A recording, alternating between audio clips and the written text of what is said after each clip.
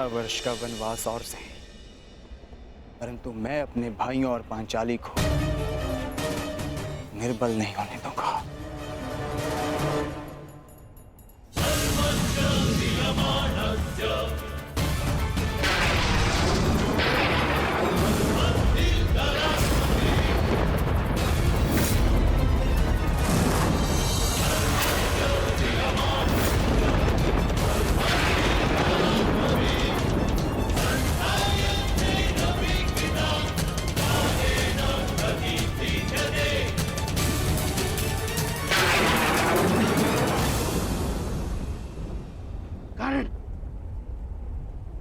अपने मित्र युवराज दुर्योधन को दिया वचन स्मरण करो। प्रयोग करो वैष्णवास्त्र का, प्रयोग करो। मुझे अपने मित्र कर्ण के ऊपर पूर्ण विश्वास है। मैं नहीं चाहता कि भाई भाई पर शस्त्र उठाए, क्योंकि इस युद्ध से विनाश के अतिरिक्त कुछ नहीं मिलने वाला। द्वंद्व अधूरा छोड़कर आ गए। प्रयास किया है कि द्यूत में जो अधर्म हुआ उसे धर्म युद्ध से धोया जा सके, परंतु एक वचन भी है कि आपके पुत्र 1 वर्ष का अज्ञातवास अवश्य पूर्ण करेंगे। कर्ण को अपना हर वचन स्मरण है। मैंने युवराज दुर्योधन के लिए शस्त्र उठाने का वचन दिया है। युद्ध तो मैं अवश्य करूंगा, परंतु मैंने एक और वचन दिया है कि आपके पुत्र अज्ञातवास पूरा करेंगे, और ये वचन भी मैं अवश्य पूरा करूंगा।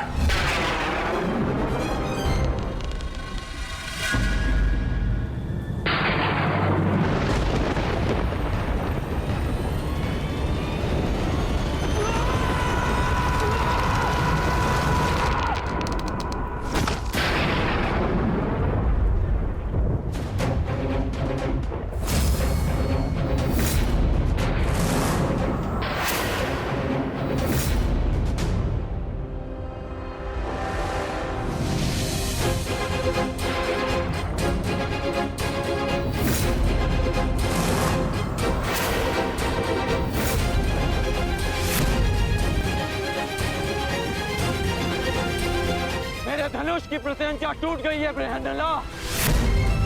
पता नहीं कौन सी शक्ति है जो तुम्हारी सुरक्षा कर रही है, परंतु ये राधेकर्ण उस शक्ति के समक्ष अपनी पराजय स्वीकार करता है।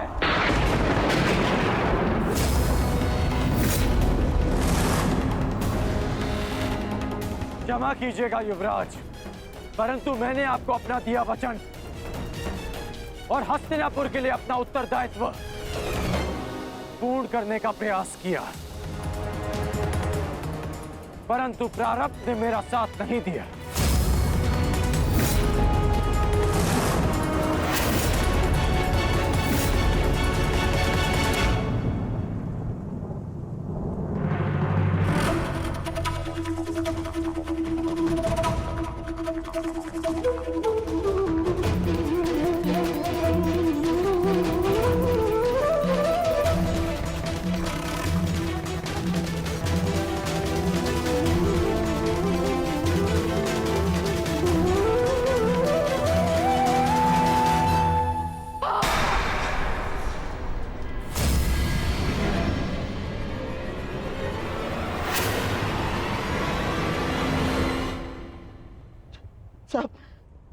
सब व्यर्थ गया।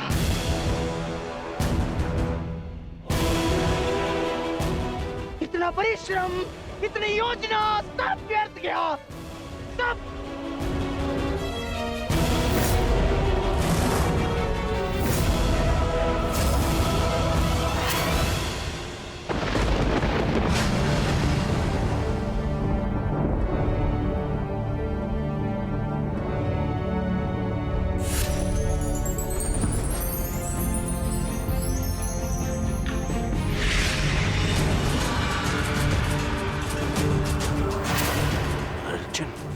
अर्जुन, अर्जुन,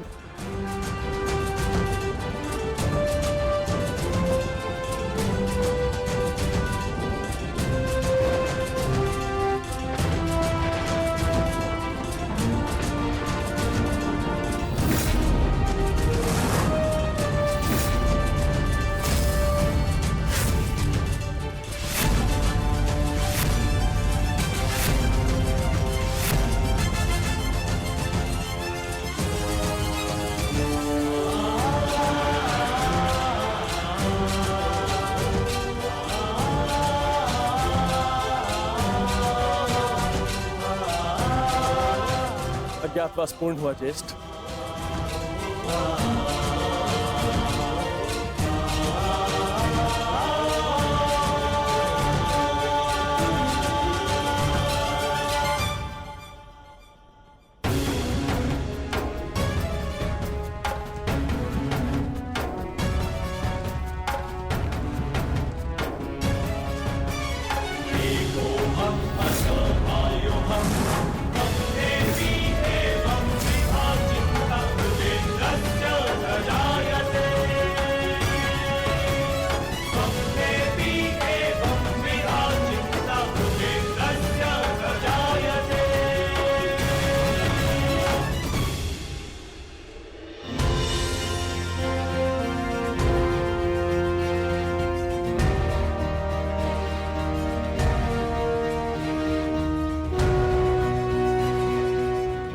नियम के अनुसार हमने 12 वर्ष का वनवास और 1 वर्ष का अज्ञातवास पूर्ण कर लिया है पितामह।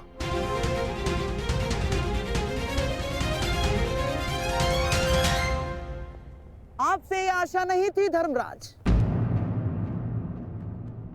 कि आप असत्य भाषण करेंगे।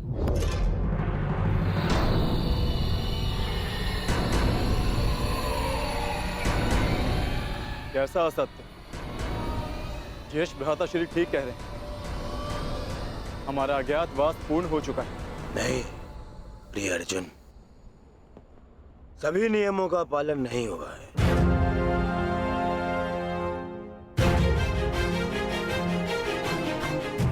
कैसे नहीं हुआ?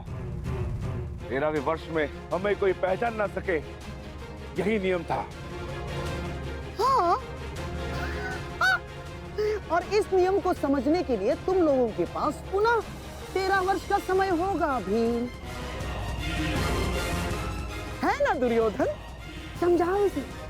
हाँ मामाश्री, क्योंकि नियम अनुसार पहचाने जाने पर असत्य बोलना भी नियम भंग करना होता है, और असत्य बोलकर तुमने नियम भंग किया।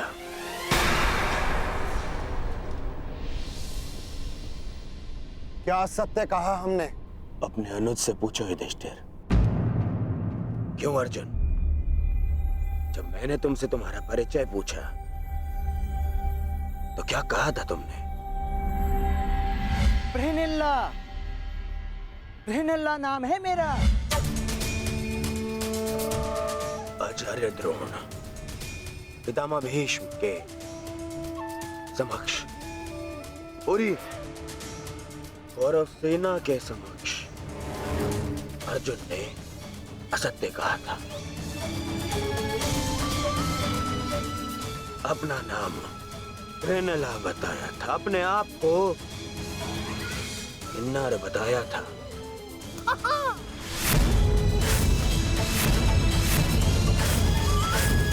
क्यों अर्जुन, क्या ये असत्य नहीं था?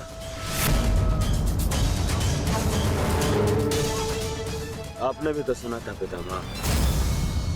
बोलिए पितामह, अर्जुन ने ऐसा नहीं कहा था? हाँ, अर्जुन ने असत्य कहा था।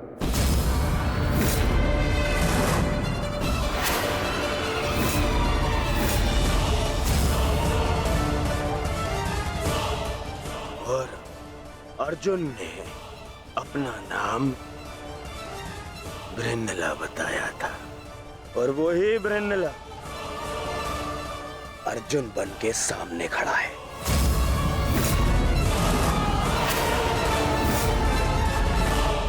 अर्थात अज्ञातवास भंग माना जाता है।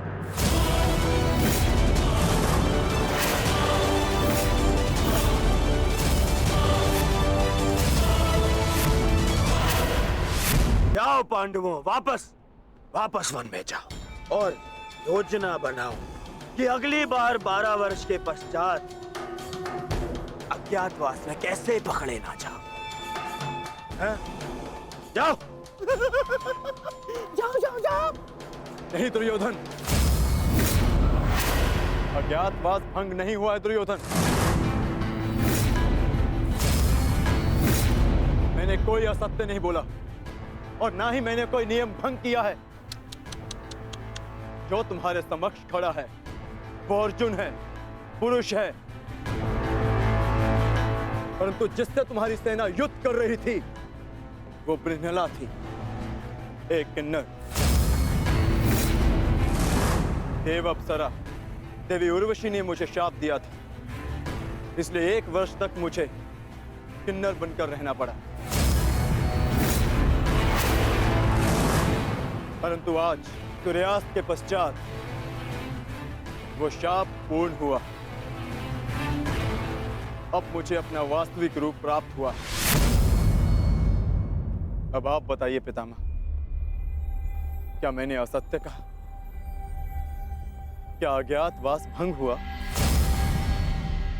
नहीं अर्जुन, तुमने कोई असत्य नहीं कहा और ना ही तुम्हारा अज्ञातवास भंग हुआ।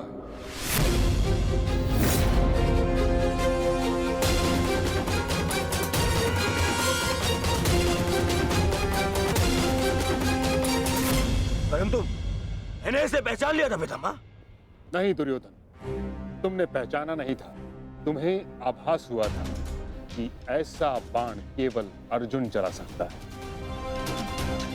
यदि तुम्हें विश्वास होता तो तुम अंगराज से वैष्णवास्त्र का संधान करने को नहीं कहते। इसलिए मौन रहो। मैं ये घोषणा करता हूं कि पांडवों का अज्ञातवास सफलतापूर्वक पूर्ण हुआ।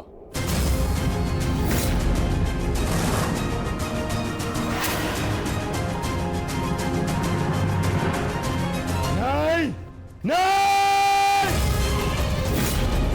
नहीं मानता मैं। नहीं इनका अज्ञातवास पूर्ण हुआ है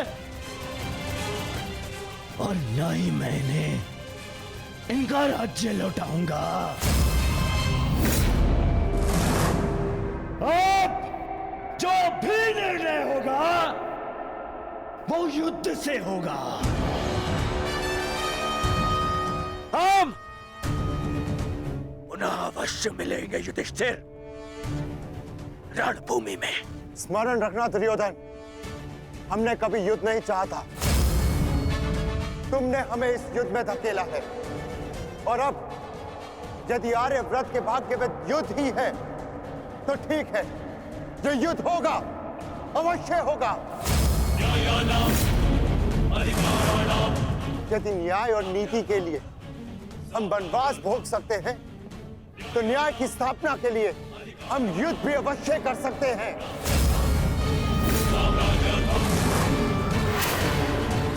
उचित कहा तुमने धर्मराज। युद्ध होना निश्चित है जिसे कोई नहीं रोक सकता।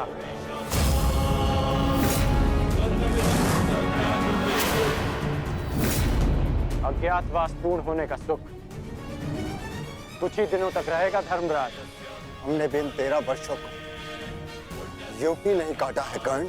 जानता हूं, परंतु आप ये नहीं जानते कि इन 13 वर्षों के समाप्त होने की प्रतीक्षा आपसे अधिक मैंने की है।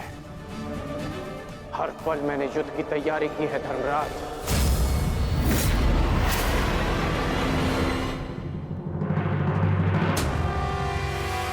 स्मरण रखना अर्जुन, अगली बार ना मेरी प्रत्यंचा टूटेगी और ना ही सूर्यास्त तुम्हें बचा पाएगा। तुम भी स्मरण रखना, अगली बार वैष्णवास्त्र का उत्तर पशुपतास्त्र से मिलेगा।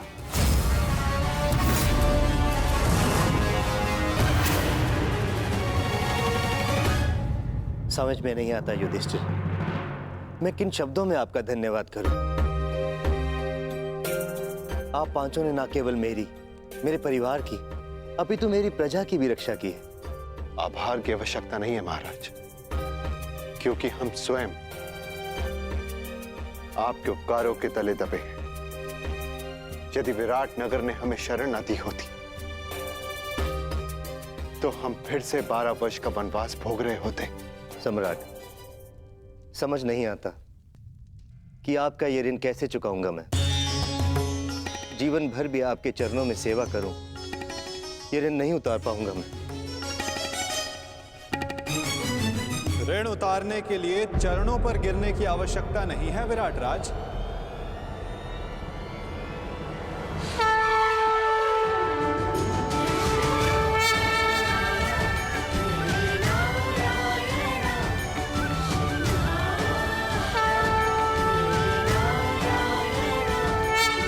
वासुदेव,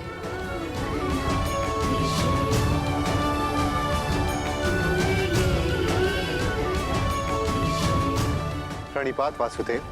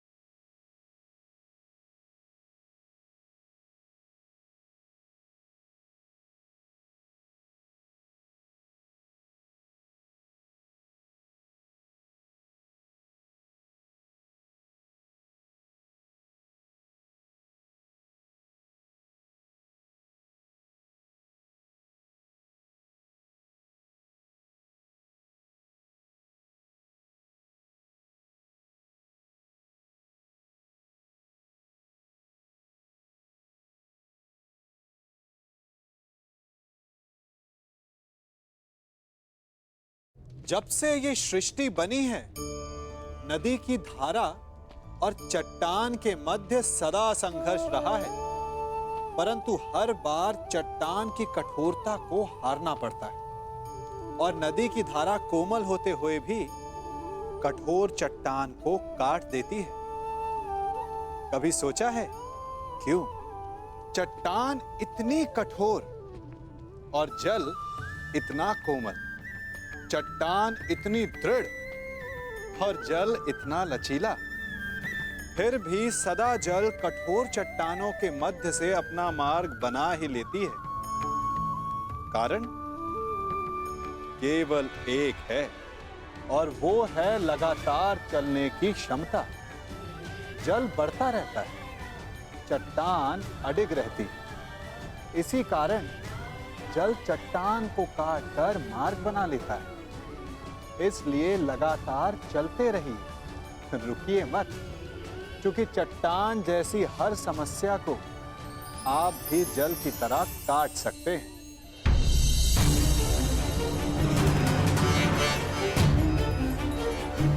12 वर्ष का वनवास और सही, परंतु मैं अपने भाइयों और पांचाली को निर्बल नहीं होने दूंगा।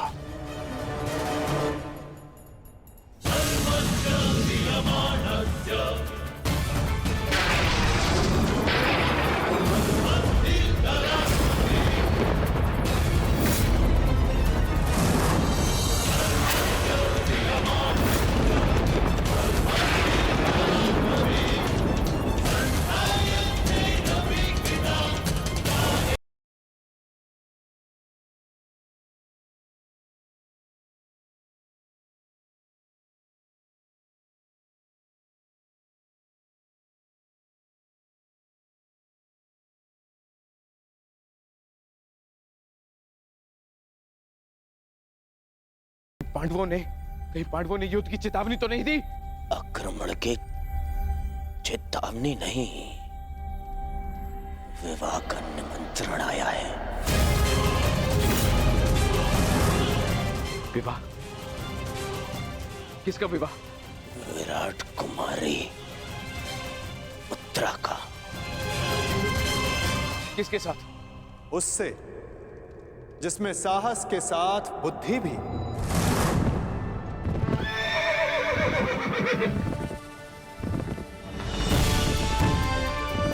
उसके हाथों में पर्वतों का बल है, जिसकी गति में पवन सा वेग है।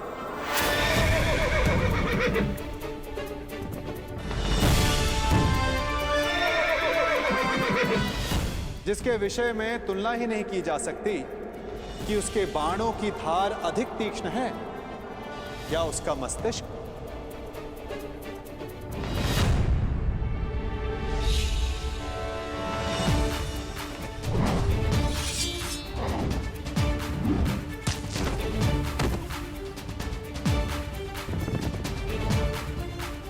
जो नर है, परंतु उसमें सिंह सी शक्ति है, जिसे शत्रुओं को देखने के लिए नेत्रों की आवश्यकता नहीं।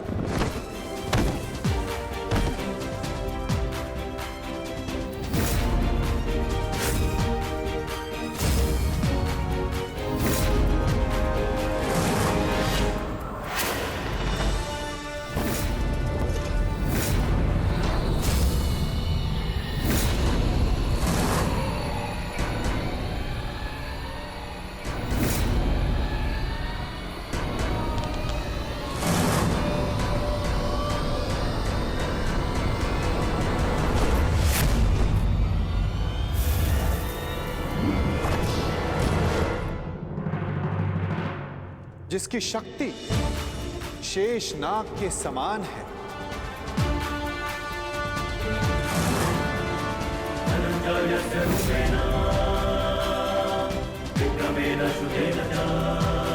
जिसके कौशल के समक्ष बड़े से बड़ा योद्धा झुक जाता है।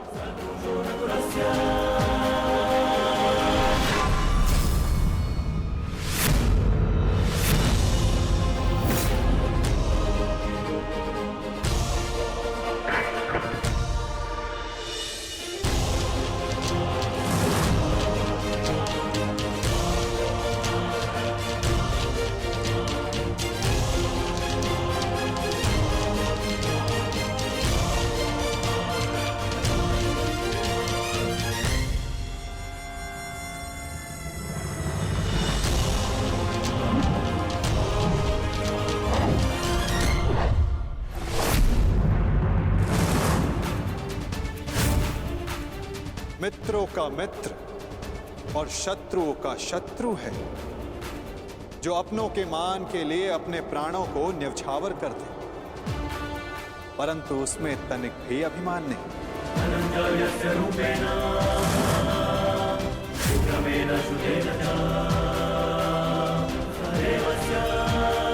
वो जिसे दाऊ और मैंने स्वयं शिक्षा दी, जो कुरुकुल का सूर्य है, वो है सुभद्रा और अर्जुन का पुत्र अभिमन्यु।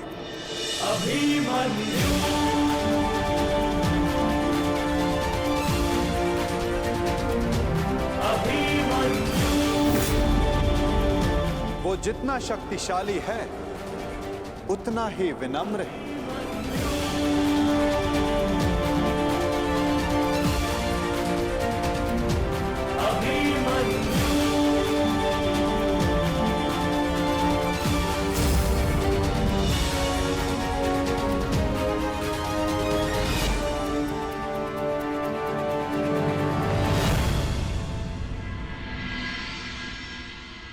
हे ईश्वर, इतना बड़ा सौभाग्य, महान धनुर्धर अर्जुन के पुत्र अभिमन्यु का विवाह मेरी पुत्री उत्तरा से।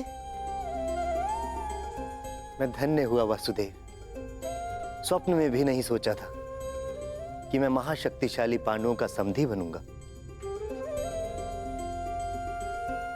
आज मुझसे अधिक कोई सौभाग्यशाली नहीं। भाग्यशाली तो मैं हूं विराटराज। उत्तरा मेरी शिष्य रह चुकी, इतनी कुशल, प्रतिभावान, पुत्र वधु पाकर मेरा भाग्य उदित हो गया।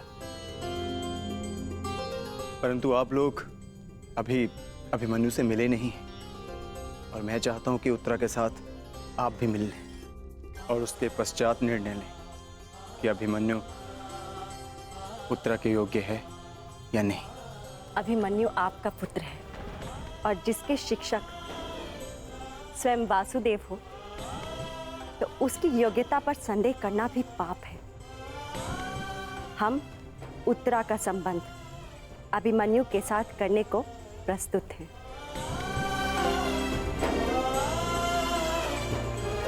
और आपका क्या निर्णय? बधाई हो विराटराज, अब आप पांडवों के समधी हुए।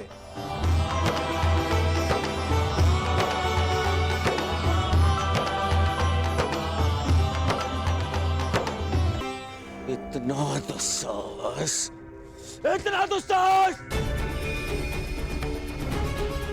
पहले आओ दिया और अब उसमें नमक छिड़क रहे हैं। हम यहाँ युद्ध का आह्वान कर रहे हैं और वो ये विवाह का निमंत्रण भेज रहे हैं।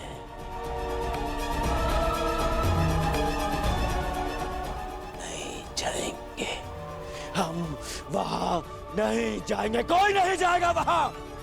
ना ना ना ना दुर्योधन, हम वहां जाएंगे।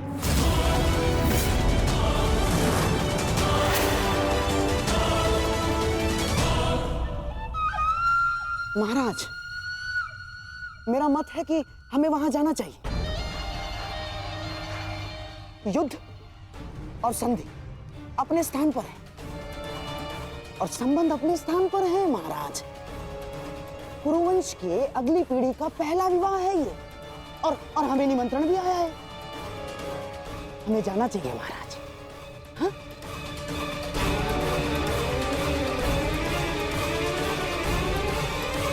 क्यों महामहिम, आप क्या सोचते हैं? आपके प्रिय अर्जुन के पुत्र अभिमन्यु का विवाह है, हमें उसे आशीर्वाद देने नहीं जाना चाहिए? जाना चाहिए महामहिम। हैं?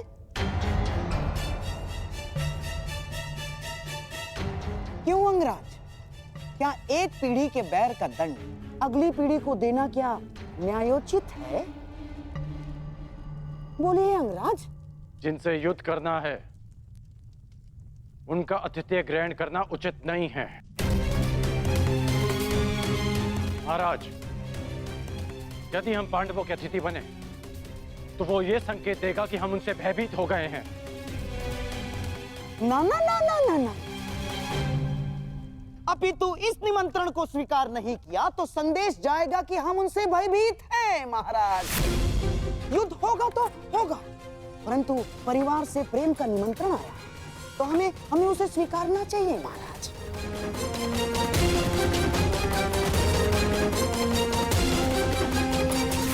तनिक सोचिए महाराज, पांडु आपके भाई थे और देवी कुंती अभी भी हस्तिनापुर में निवास करती है, तो क्या हम उनसे अपने पौत्र के विवाह में सम्मिलित होने का अधिकार छीन सकते हैं महाराज? देवी कुंती के लिए हमें इस विवाह में अवश्य जाना होगा महाराज। प्रेम का प्रस्ताव आया है, उसे स्वीकार कर लेते हैं। यदि युद्ध की चुनौती आएगी तो उसे भी स्वीकार कर लेंगे। मैं जानता हूं महाराज, आपके मन में अभी इस समय क्या दुविधा चल रही है, परंतु हस्तिनापुर के सम्राट होने के नाते आपके भी कुछ उत्तरदायित्व हैं महाराज। आप समझ रहे हैं ना महाराज मैं क्या कह रहा हूं?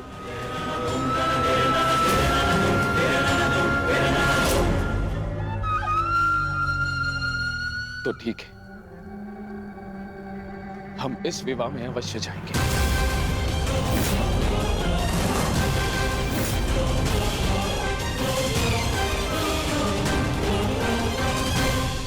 कौरव का निमंत्रण देने की क्या आवश्यकता थी वासुदेव? क्योंकि कौरव तुम्हारे संबंधी हैं विकोदर, और हमने निमंत्रण केवल कौरवों को नहीं हस्तिनापुर को भेजा है, जहां तुम्हारी माता है, पितामह है।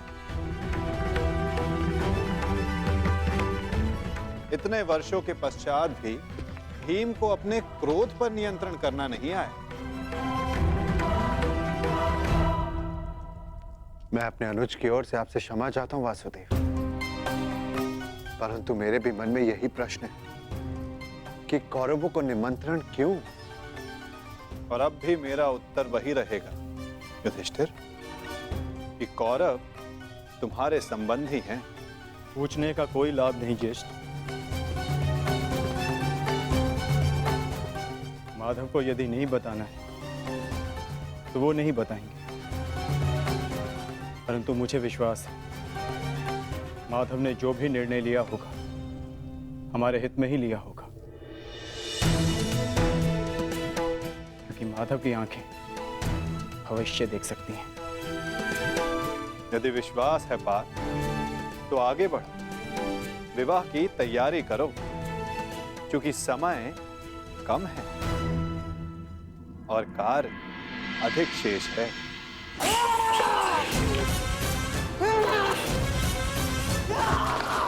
मामा जी,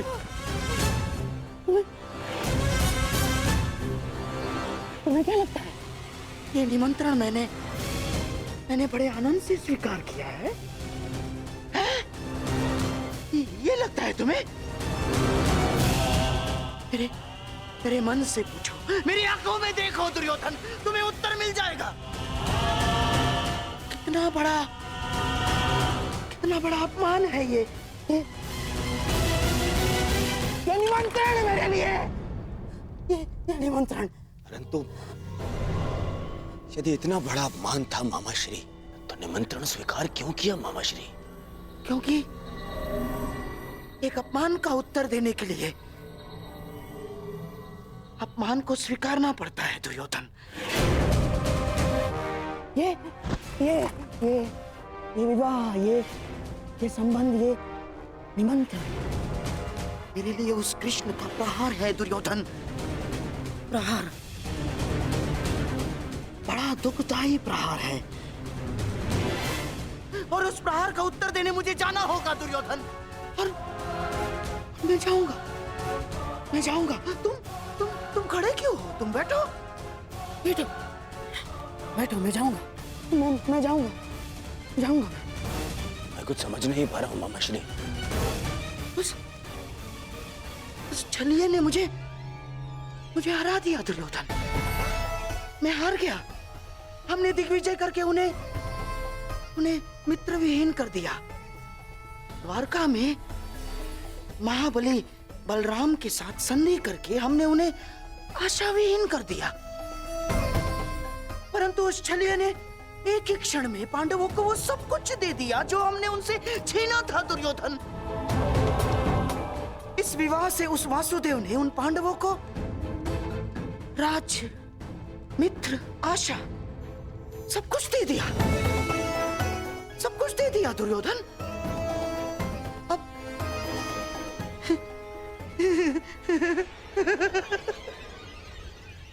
अब तुम्हारे समझ में आया कि उस छलिए ने हमारे साथ कैसा छल किया है।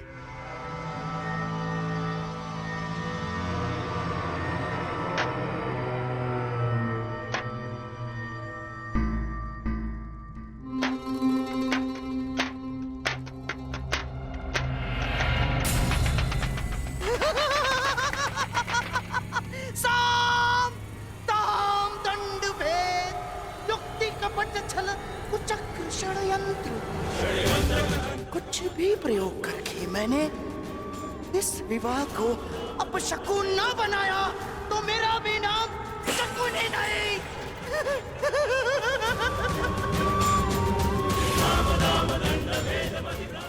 मेरी प्रतिज्ञा है मेरी पांडवों का सबसे बड़ा सहारा। हार जाएंगे वो। उस छलिए को शकुनी का उत्तर मिलेगा दुर्योधन, इसे विवाह में मिलेगा।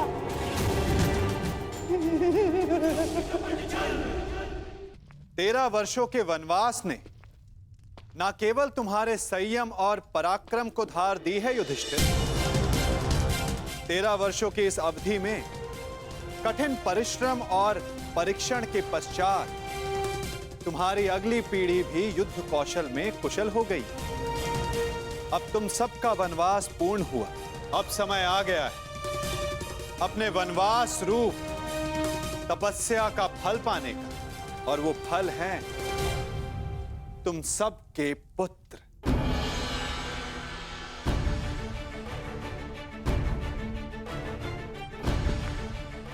सर्वप्रथम प्रस्तुत है युधिष्ठिर पुत्र प्रतिविंध्य।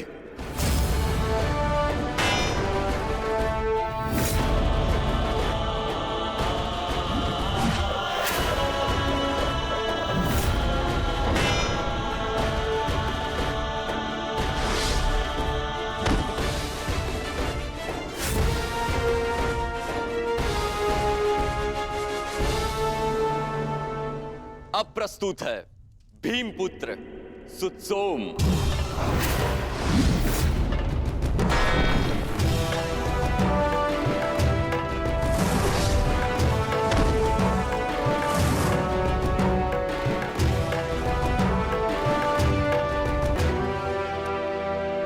अगला शूर है गांडीवधारी अर्जुन का सुपुत्र शुद्धकर्म।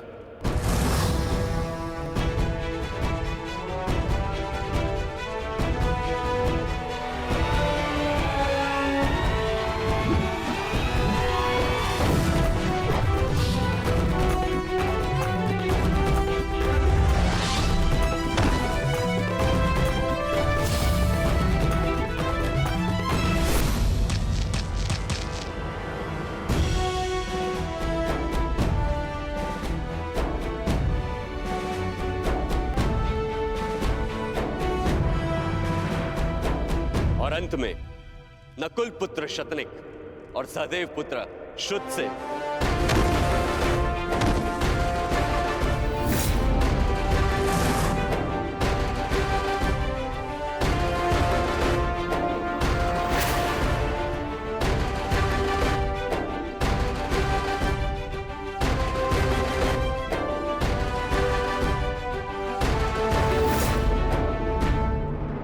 और अब प्रस्तुत होने जा रहा है वो योद्धा जिसने युधिष्ठिर का धर्म भी सीखा है, जिसमें भीम जैसा बल भी है, नकुल की एकाग्रता और सहदेव की चपलता और धनुर्विद्या में अर्जुन जैसी निपुणता।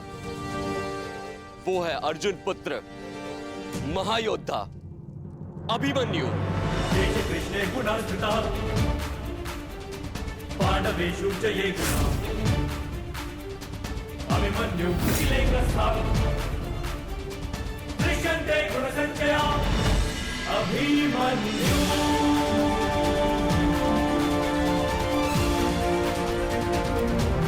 अभिमन्यु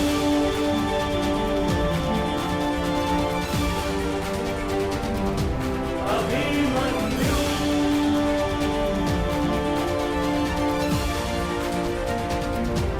अभिमन्यु।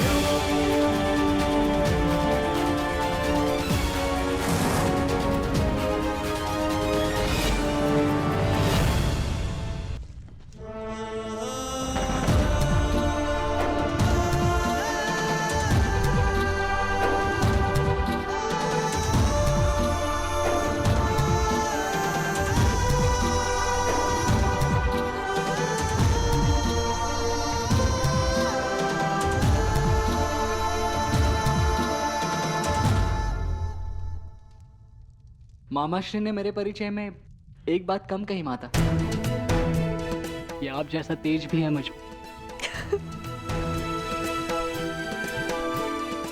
प्रणिपात।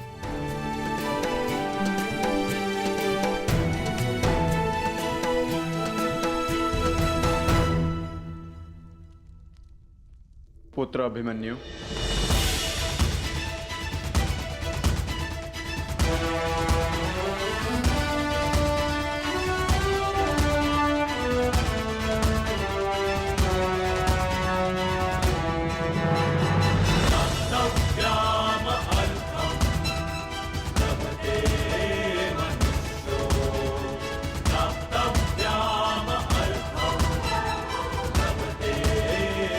पिताश्री।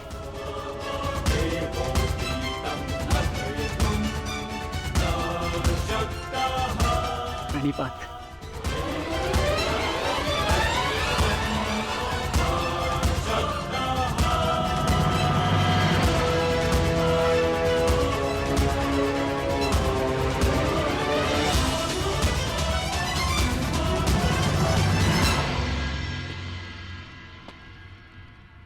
श्री बलराम, मुझे समझ में नहीं आता कि मैं आपका ऋण कैसे चुकाऊंगा। आपने और माधव ने अभिमन्यु को अद्भुत प्रशिक्षण दिया है। ऋणी तो मैं हूं अर्जुन कि मुझे अभिमन्यु जैसा कुशल शिष्य मिला।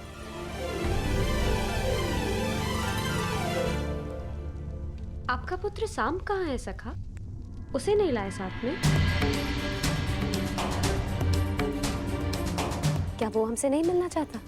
वो यहाँ आने के लिए उत्साहित था, परंतु एक विशेष कार्य आ जाने के कारण उसे भेजना पड़ा, इसलिए वो यहाँ नहीं आ पाया।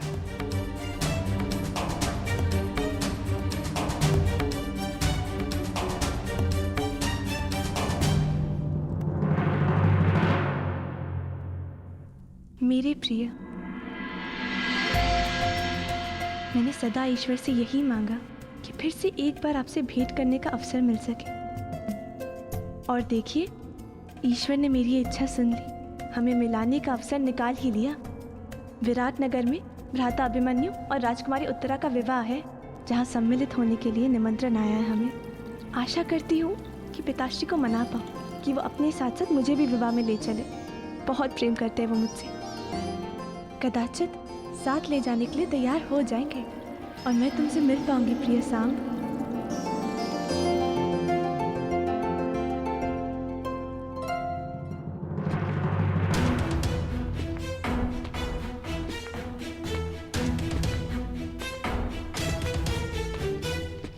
मैं हमेशा से चाहती थी कि मैं और तुम ऐसे ही किसी विवाह में मिले और साथ साथ स्वप्न देखें कि हमारा भी विवाह ऐसे ही जल्द से जल्द हो। समझे? मैं जानती हूँ कि आप इस विषय में गंभीर हैं। आप क्यों ना एक बार अपने पिता श्री वासुदेव कृष्ण से बात करें? मुझे विश्वास है वो अवश्य स्वीकारेंगे। मैंने सुना है कि आपके पिता सबके मन की बात समझ लेते हैं। तो भला अपने ही पुत्र के हृदय की बात वो कैसे ना समझेंगे? यदि आपने अपने पिता से बात नहीं की तो मुझे अपने पिताश्री से बात करनी होगी। और ये आप भली भांति जानते हैं कि मेरे पिता की प्रतिक्रिया कुछ अच्छी नहीं होगी, इसलिए बात बिगड़ने से पहले ही संभाल लीजिए प्रिय। बहुत सारा प्रेम, केवल तुम्हारी लक्ष्मणा। सावधान, युवराज दुर्योधन पधार रहे हैं।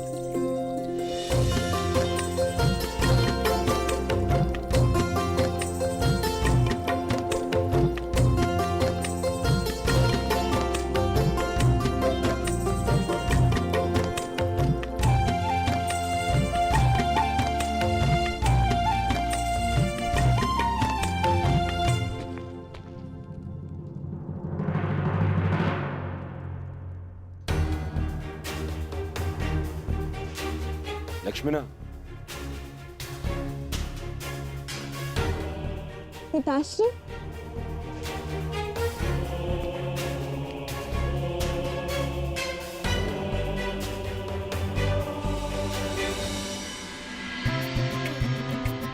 सदा प्रसन्न रहो पुत्री। रविकांत, अरे, हमारी पुत्री तो प्रतिदिन और भी ज्यादा सुंदर होती जा रही है। लगता है शीघ्र ही स्वयंवर रचना पड़ेगा आपका। युवराज की जय हो, राजकुमारी की जय हो।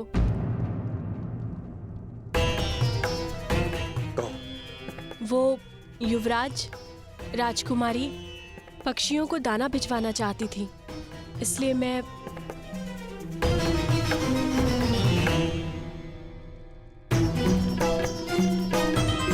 हाँ हाँ दे रहे हैं ना।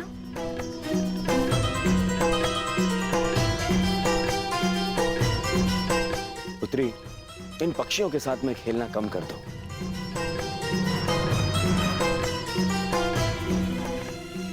और अपनी माता से संसार और घरद्वार की सीख लेनी चाहिए।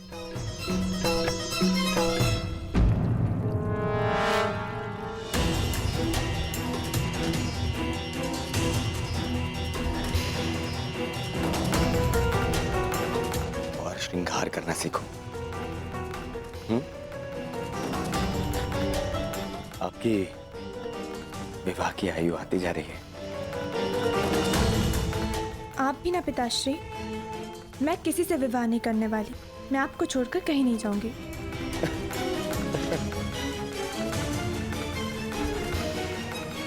विवाह तो हर कन्या को करना ही होता है, और फिर अपने पिता का घर के जाना होता है। नहीं,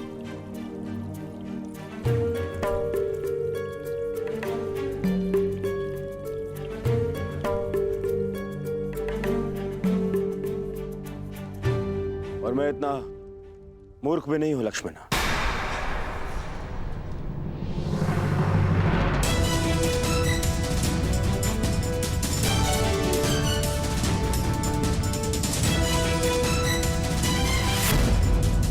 और आपको लगता है कि आप अपने पिता से कुछ भी छुपाने में सक्षम हैं?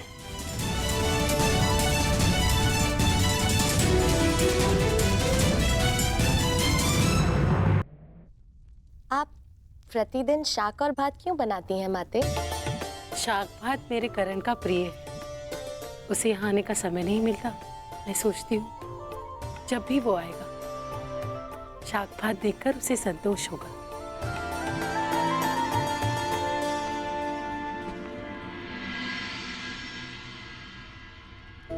कर्ण,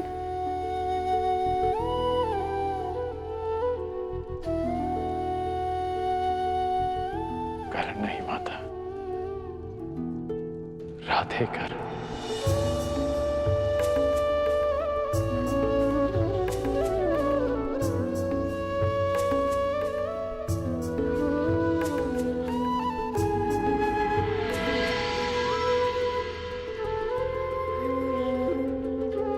कैसी हो सुप्रिया? जी ठीक हो। कितना स्मरण किया तुम्हें पुत्र, परंतु तुम्हें अपनी माता की याद ही नहीं आती। माता ऐसा मत कहो, बहुत याद आती है। आइए माता।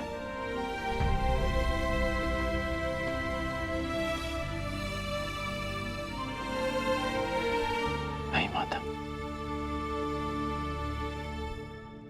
मुझे विराटनगर शीघ्र ही प्रस्थान करना होगा। आने में थोड़ा समय लग जाएगा, इसलिए सोचा जाते हुए आप सबसे मिलता जाऊं।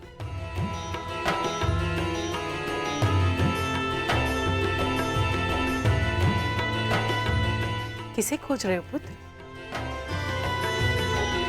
रुषसेन को खोज रहा हूं माता।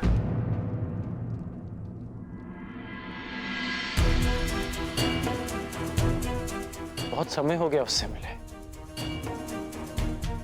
बहुत बड़ा हो गया होगा ना मेरा पुत्र? हाँ पुत्र, परंतु वो कहीं बाहर गया है। याद होता कि तुम आने वाले हो, उसे कहीं जाने ही ना देते।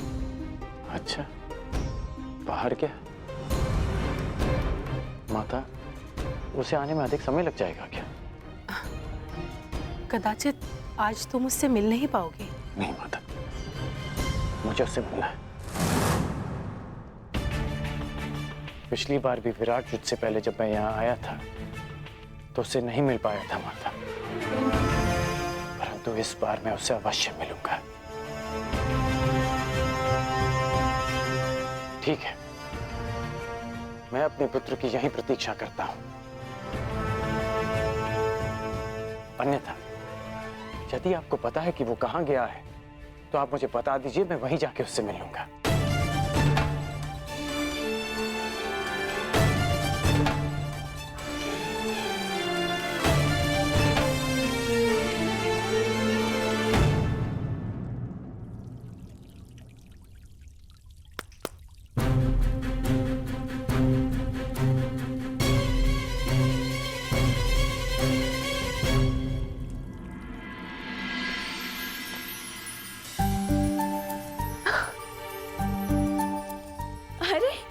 वीणा, ये मेरे लिए है पिताश्री। आपने अपनी माता से यही मांगा था ना? पिताश्री, इसे सीखने की अनुमति है? अवश्य, क्यों नहीं? आप अपने हर एक निर्णय लेने के लिए स्वतंत्र हैं। जो चाहे आप कर सकती हैं। पिताश्री, वो मैं आपसे कुछ मांगना चाहती हूँ। मुझे भी आपके साथ विराटनगर चलना है।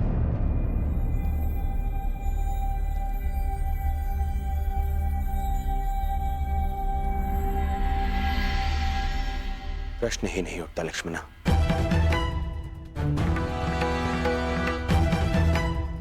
वहां वो पांडव हैं,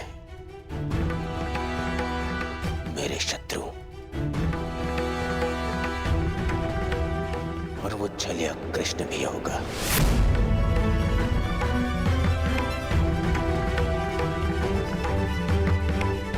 जो सदा मेरे सामने कठिनाइयां उत्पन्न करता रहता है।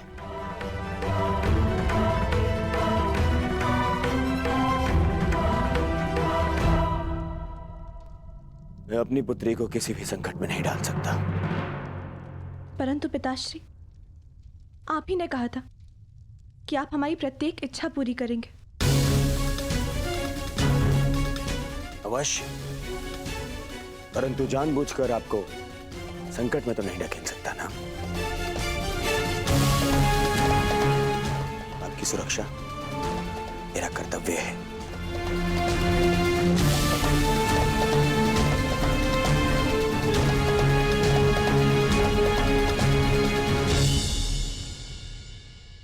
क्या मैं आपसे कुछ पूछ सकती हूँ पिताश्री?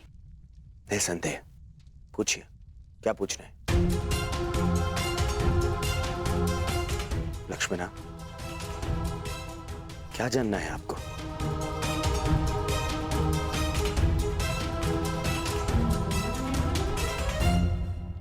कुछ नहीं, फिर कभी पिताश्री।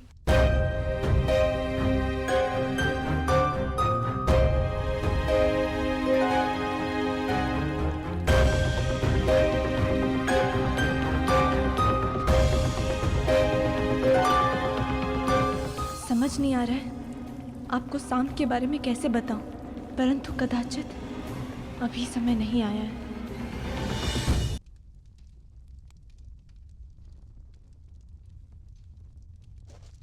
क्या हुआ? आप दोनों इतना विचलित क्यों हैं?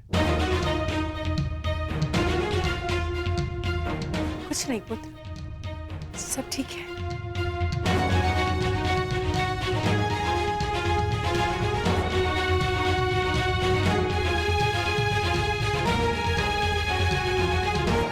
ऐसा प्रतीत हो रहा है माता कि आप मुझसे कुछ छुपा रही हैं।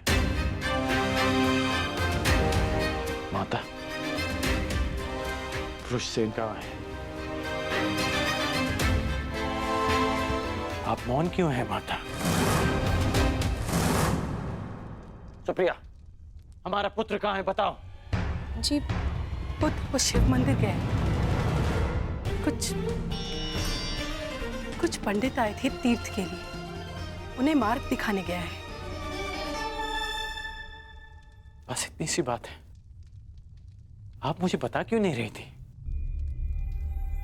ठीक है, मैं उसे वहीं ढूंढ लूंगा। करण, पुत्र वहां बहुत भीड़ होगी। कोई विवाह का आयोजन चल रहा है। उस भीड़ में कहां ढूंढोगे? तुम्हें विराटनगर के लिए विलंब हो रहा होगा। अगली बार मिल लेना। नहीं माता,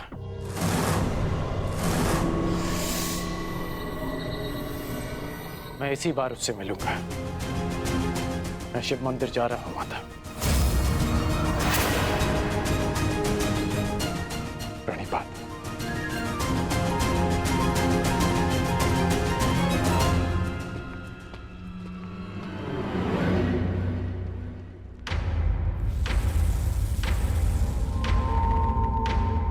आवश्यकता पड़ने पर आप और आपकी सेना हस्तिनापुर की सहायता अवश्य करेंगे।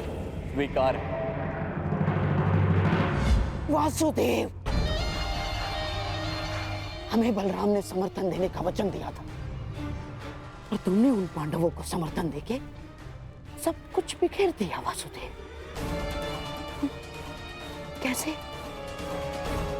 कैसे तुम्हें अपने मार्ग से हटाओ, कैसे तुम्हें पराभूत करूं, कैसे तुम्हारा अंत करूं वासुदेव, कैसे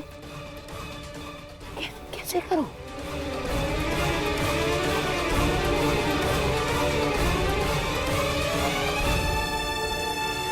क्या हाँ, एक काम कर सकता हूं। विवाह में उसके भोजन में विष मिलाकर दे देता हूं। हाँ? वहाँ इतने सारे अतिथि होंगे, किसी को संदेह भी नहीं होगा। हाँ ऐसे ही करता हूँ। नहीं गांधारराज, ये संभव नहीं है ना। जब वो छलिया नवजात था तब पूतना ने भी विष फैलाने का प्रयास किया था। जब पूतना से कुछ नहीं हो पाया तो मैं कैसे? ना कुछ और करना होगा गांधारराज। सोचो। दासी, इधर आओ।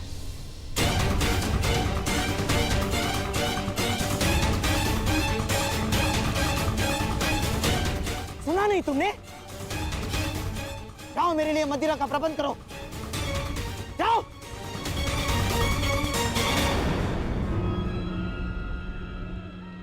अब मैं ध्यान लगाकर सोच पाऊंगा, अब मेरा मस्तिष्क चलेगा। अभी तक यहीं खड़े हो तुम? सुना नहीं तुमने? जाओ मेरे लिए मदिरा लेकर आओ, जाओ।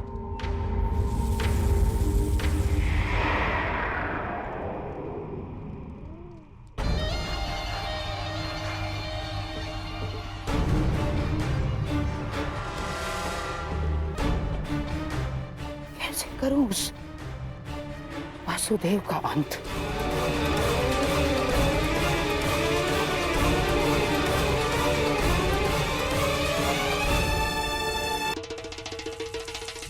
कैसे करूं उस वासुदेव का अंत? कैसे?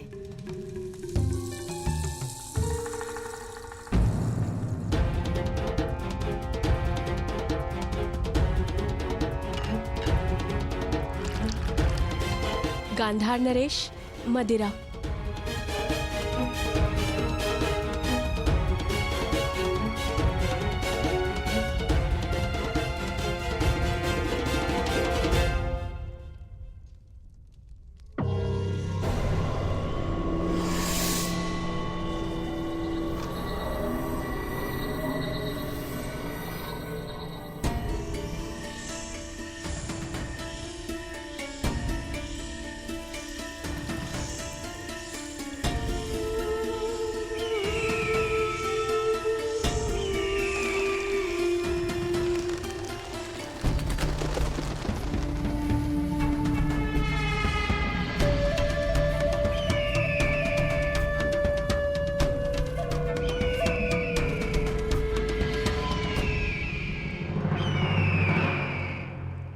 किसी प्रकार मैं इस वासुदेव का अंत कर दूं तो पांडव निसहाय हो जाएंगे और फिर मेरे प्यारे सम्राट दुर्योधन के विरुद्ध खड़े होने का साहस किसी में नहीं होगा, किसी में नहीं।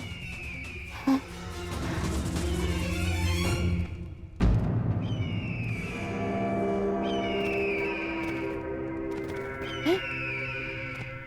ये तो कोई संदेश है।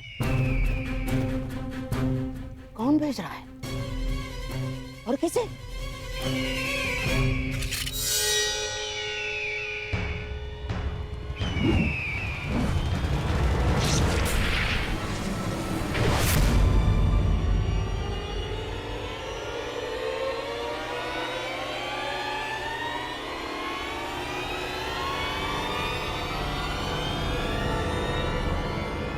संदेश केवल आपकी लक्ष्मण।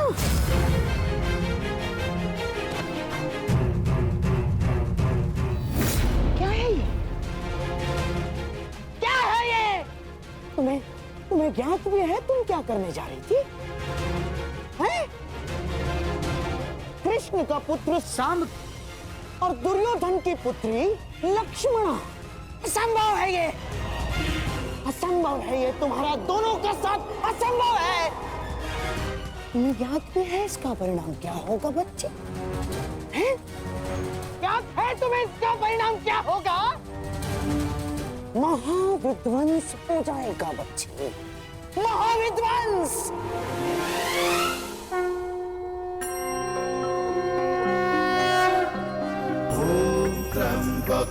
यजामहे सुगंधिं पुष्टिवर्धन। महोदय जी, यहाँ तो विवाह का आयोजन था ना, क्या वो समाप्त हो गया? कैसा विवाह भद्र? यहाँ तो कोई विवाह का आयोजन नहीं चल रहा है। कदाचित आप भिन्न स्थान पर आ गए हैं। अर्थात माता और सुप्रिया मुझसे झूठ कह रहे थे, परंतु क्यों?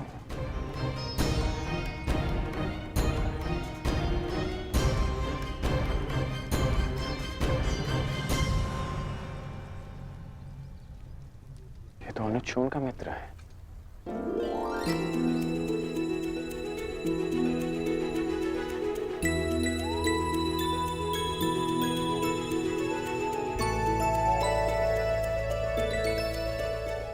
बहुत वर्षों बाद तुमसे भेंट हुई। कैसे हो तुम? मैं बहुत अच्छा हूँ, परंतु आप यहाँ भ्राताकर्ण? मैं अपने पुत्र ऋषियन की खोज कर रहा हूँ। मुझे किसी ने बताया था कि वो इस मंदिर में किसी के विवाह में सम्मिलित होने आया है। वो आपको यहाँ नहीं मिलेगा भ्राताकर्ण। वो सदा अपने प्रिय स्थल पर होता है। प्रिय स्थल? वृषसेन! कहाँ हो वृषसेन? पुत्र कहाँ हो तुम? वृषसेन!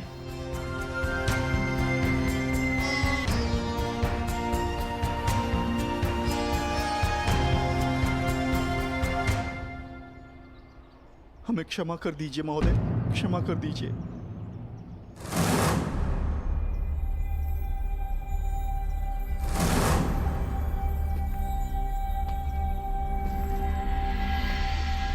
ऐसा करने से पहले तुम्हें इसके परिणाम को सोच लेना चाहिए था। अनेक मनुष्यों ने तुमसे इसी प्रकार निवेदन किया होगा, परंतु तुम दुष्टों ने कभी किसी की याचना सुनी? कौन है ये सब और किस बात की क्षमा मांग रहे हैं?